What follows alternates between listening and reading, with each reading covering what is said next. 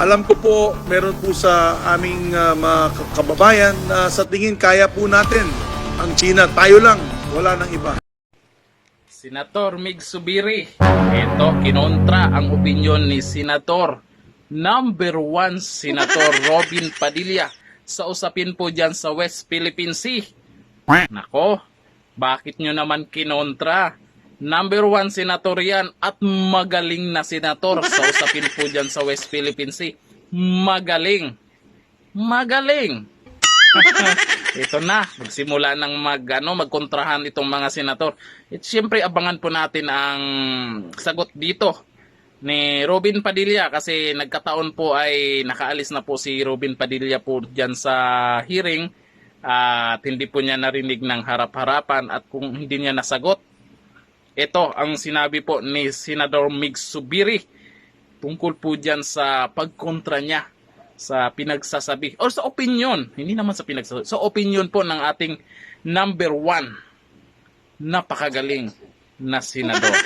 Pero sa totoo lang, mga kababayan na nakikinig po na yon, kung masyado naging agresibo ang China sa atin sa pananaw ko, kung magkaroon po ng conventional warfare, matagal na pong 3 araw ang mga maiiwan sa ating mga conventional equipment and forces. And then we will have to go into a guerrilla warfare. And we cannot do it alone. I know earlier, one of our dear colleagues had his opinion about the use of our alliances. I have a contrary opinion, gentlemen and ladies. My contrary opinion is, let us use our friends and alliances to help strengthen, no, para palakasin ang ating claim dito sa exclusive economic zone natin. Alam ko po, meron po sa aming mga kababayan na sa tingin kaya po natin ang China. Tayo lang, wala nang iba. Pero sa totoo lang, mga kababayan na nakikinig po na yon, kung masyado naging agresibo ang China sa atin sa pananaw ko, kung magkaroon po ng conventional warfare, matagal na pong 3 araw ang mga maiiwan sa ating mga conventional equipment and forces. And then we will have to go into a guerrilla warfare. And we cannot do it alone. Hindi po natin kayang gawin ito na mag-isa. Kailangan natin ang tulong ng ating mga kaalyado, whether we like it or not.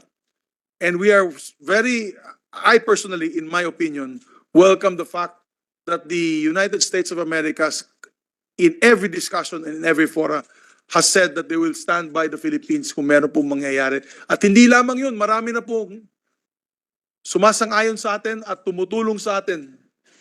Yung Australia, Japan, South Korea ay nagsalita na po. European Union, nagsalita na po, natutulong po sila. Hindi lamang sa pagbibigay po ng mga ekwipo para sa pandirigma, pero pati economic assistance. Kasi alam po nila na pwede po tayong hostage na isang bansa pagdating sa economic agenda. Kaya pagdating po ng European Union President, sinabi niya sa amin, good news, binuksan na po nila at in-extend na po nila yung tinatawag na GSP Plus, kung saan yung goods and mga goods and products natin ay magiging welcome muli sa European Union. But they want to take it even a step further into a free trade agreement. Nung isang araw, kakapirma lang ng ating Pangulo ng South Korean Free Trade Agreement. That's good news. Kasi gusto din makabigay po ng tulong sa ekonomiya ang South Korea at ating mga kapitbahay. Kaya let's welcome that. And this position now of China, Mr. Chairman, on the 10-dash line, ako'y natuwa.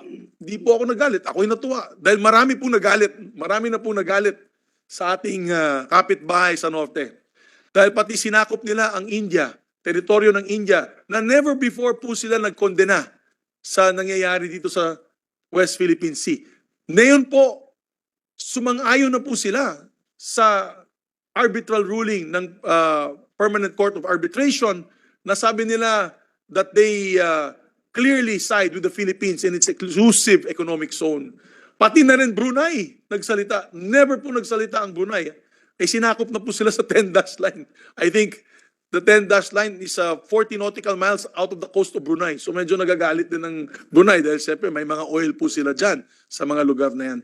Kaya let us utilize the anger, no? Not the goodwill, but the anger being peddled by our neighbor in the north to our advantage as a sovereign nation.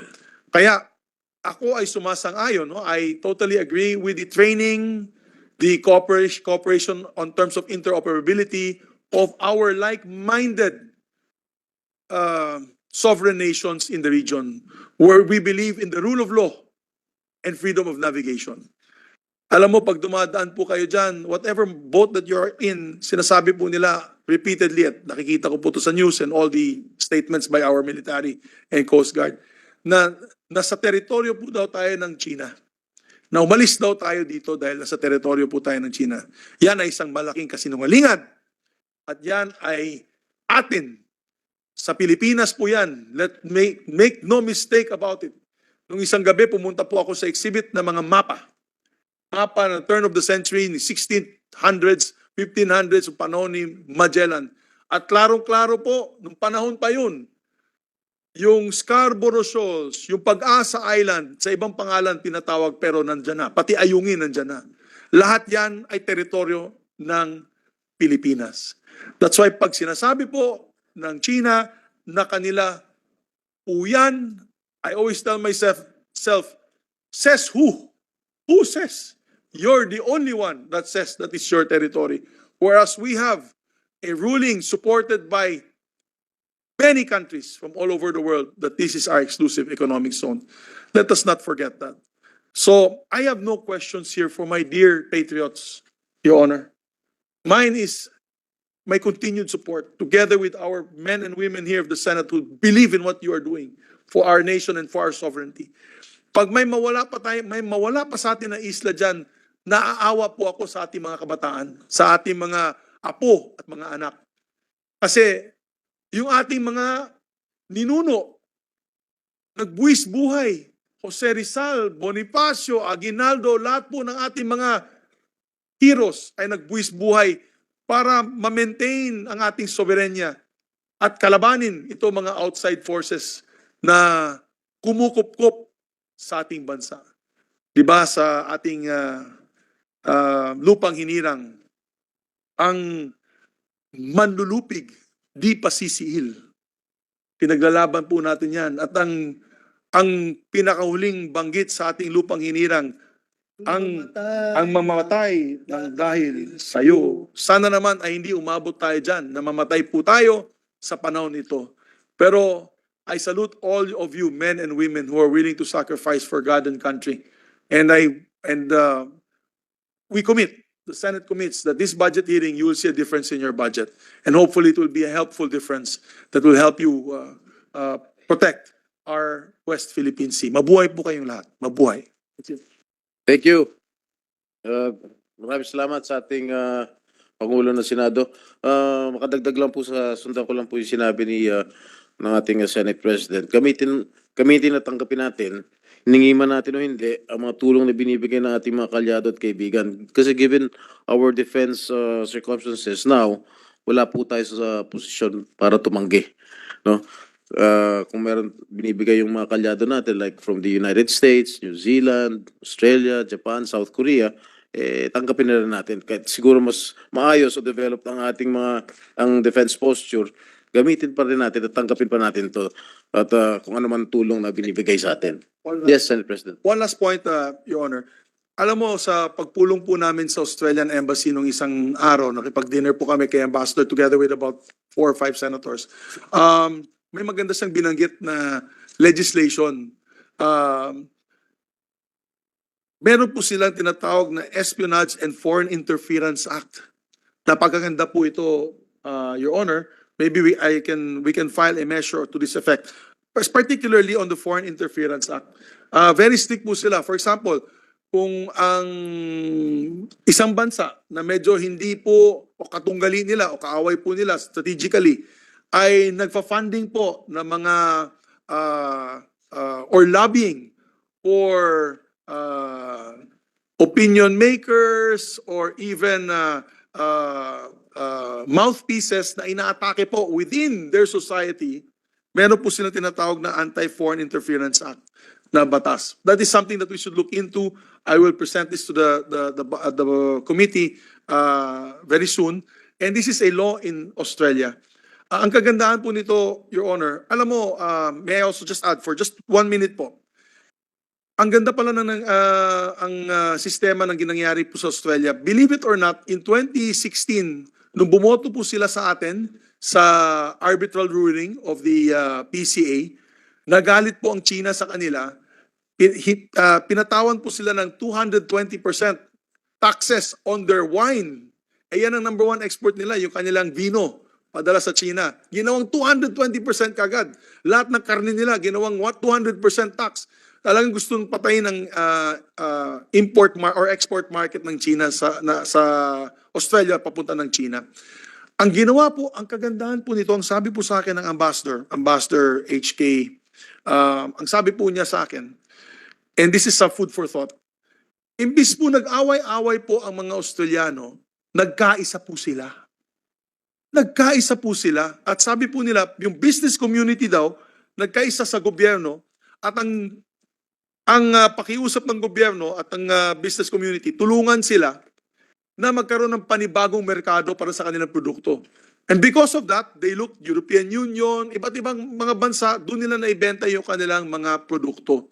At lalong lumakas ang kanilang ekonomiya. Biro mo, pinarusahan sila para kampihan tayo. But that's how solid they were in their position. Until this day, because of that, kasi may mga bumabanat sa kanila internally, they had to come up with an Espionage and Foreign Interference Act, which also makes me want to push this forward, looking forward. Mr. Chairman, maybe we should have another hearing on, if possible. Yeah, for the information of the Yeah. Senate President, I already filed the Senate Bill 2368, expanding and updating the espionage law. And Very it good. was Like referred Chairman. before this committee, and maybe we can start hearing this bill probably in a month's time. Mabuhay ka, Chairman. So we need to do that. I think also we need to make a review maybe during that hearing.